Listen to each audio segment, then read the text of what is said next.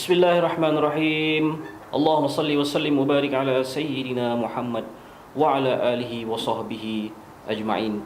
Kita di sini meriwayatkan beberapa kata-kata ulama, beberapa kalam dan hikam tokoh-tokoh besar dunia dalam liputan sejarah. Kita selongkar balik apa kata mereka terhadap ibadah puasa dan Ramadan ini. Al-Imam Hasan Al-Basri rahimahullah, beliau juga berkata, barang siapa mampu menguasai perutnya, maka dia akan mampu menguasai amal solehnya. Beliau berkata lagi, tidaklah hikmah itu berada di dalam perut yang penuh. Hasan Al-Basri memang ulama yang penuh dengan hikam, penuh dengan hikmah. Beliau berkata, tidaklah hikmah itu berada di dalam perut yang penuh.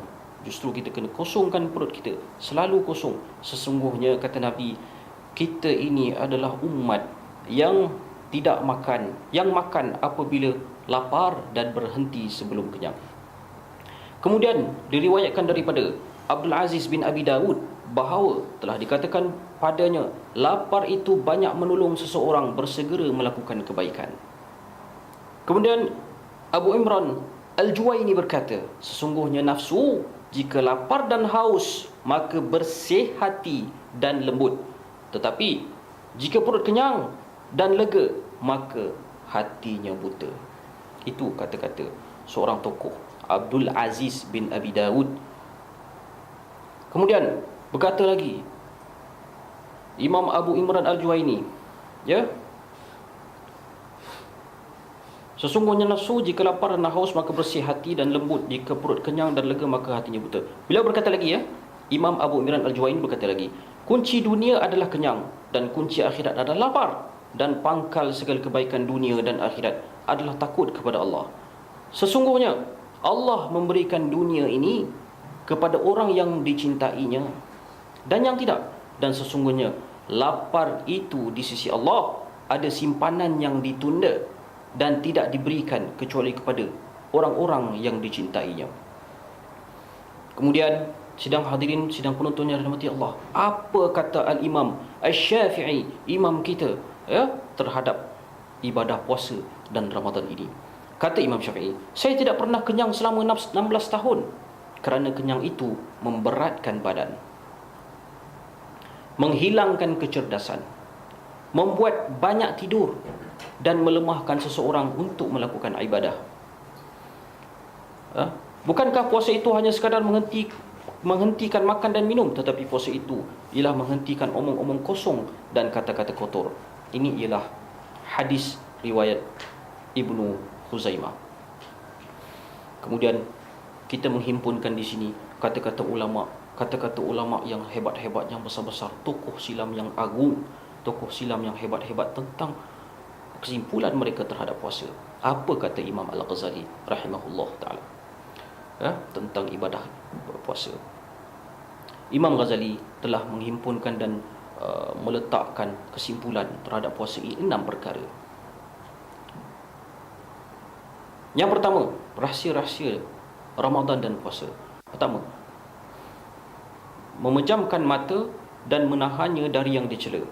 Maknanya di sini Imam Ghazali kata, kalau kita berpuasa, kita jaga perut, pertama sekali dapat menahan pandangan daripada melihat perkara-perkara yang diharamkan. Yang kedua, kata Imam Ghazali, memelihara lidah dari bersimbang kosong, berbohong, mencaci maki, bercakap kotor, menimbulkan permusuhan dan riak. Yang ketiga, memelihara pendengaran dari mendengar hal-hal yang dilarang dan dibenci. Mereka itu suka mendengar perkara-perkara yang bohong dan memakan barang-barang yang haram. Surah Al-Maidah ayat 42. Memelihara pendengaran, yang pertama sekali menjaga mata. Yang kedua, kata Imam Ghazali, memelihara lidah. Yang ketiga, pendengaran.